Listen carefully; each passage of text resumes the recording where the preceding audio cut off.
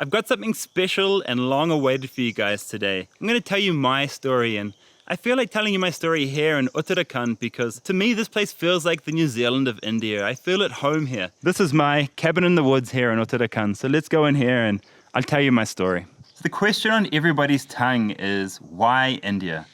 And it all began when I was 18 and I tried Indian food for the very first time, and I was just mind blown when I put that terrible, butter chicken in my mouth, and it was watered down from a can and it just tasted terrible, but I loved it. I fell in love, and that's where my passion for India began.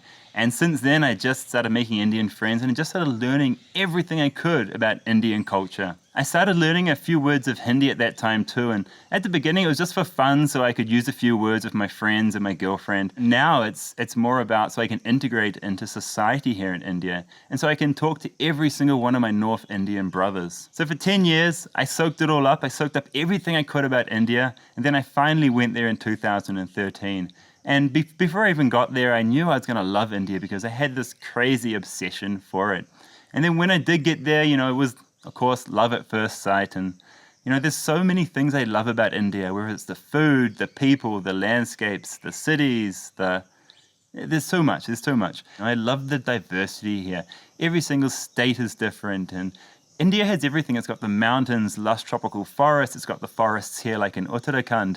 It's got mountains. It's got tropical islands, beaches. It's just got everything, and you can never get bored here because of that. And when I compare India to New Zealand, it's not really a fair comparison because New Zealand is so small, and you just can't find the vast amount of experiences in New Zealand that you can here in a massive country like India. Then the second question everybody asks me is, why the hell did you move to India? People from India, they move to the West. People from the West don't move back to India.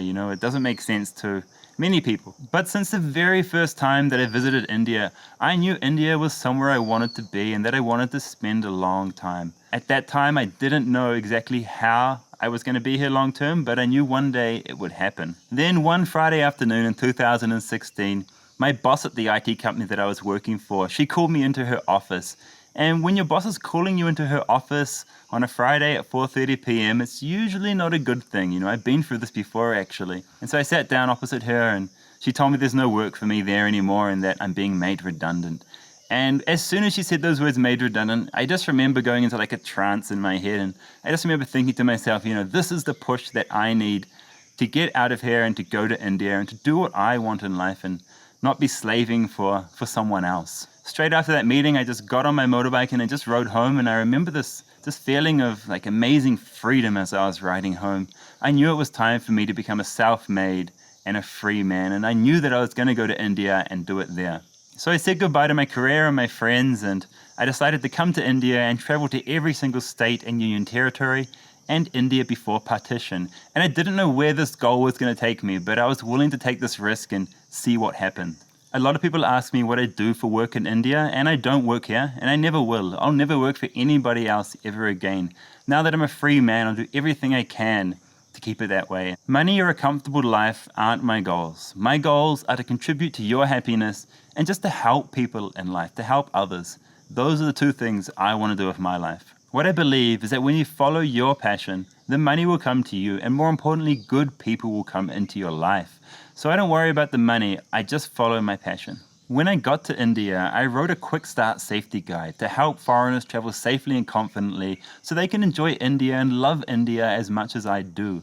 And so I made a few YouTube videos to promote that book, and those videos did so well that I decided to keep on going with YouTube. So I still do this, I still help foreigners travel safely and confidently here, but I'm also going to be sharing my life in India. I'm going to be showing India through my eyes. I'm not interested in creating mindless entertainment. With my videos, I want to teach you something about India. I want to expand your mind. I want to add to your life in some way through my videos. So as long as you watch my videos, I'll be here creating for you. And if you want to support me, as soon as I get the channel membership button, click that and you'll be able to support me, and you'll get exclusive access to my social media posts, which will only be on YouTube. You'll get early access to my meetup locations, and you'll get to see bonus footage as well. Now I know you guys are going to have a lot more questions, so jump in the comments and ask me whatever you want. I'll be here and I'll be answering as many questions as I can. Oh God, that was so much personal information. Anyway, Don't forget to subscribe, don't forget to share, and share all my videos with everybody. Share them with Mosi, share them with Boa, share them with Chacha, share them with your Dost, share them with, who else? Share them with your Janu. Just share.